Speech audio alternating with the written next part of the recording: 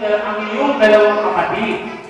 Makikisali ka ba o pipigilan mo sila na mag-away kahit masama yun? So ulitin natin, nag-aaway ang inyong dalawang kapatid.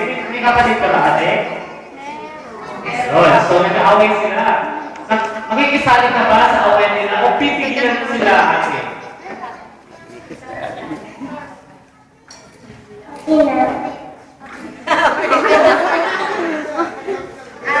Sagot na ate.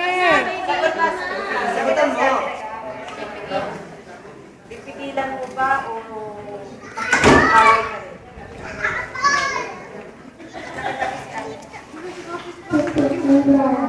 Pipigilan daw po. Bakit? Bakit mo sila pipigilan? Bakit ayaw mo sila sumali sa kanila? Kasi masama yung kasama. Kasi masama daw yun.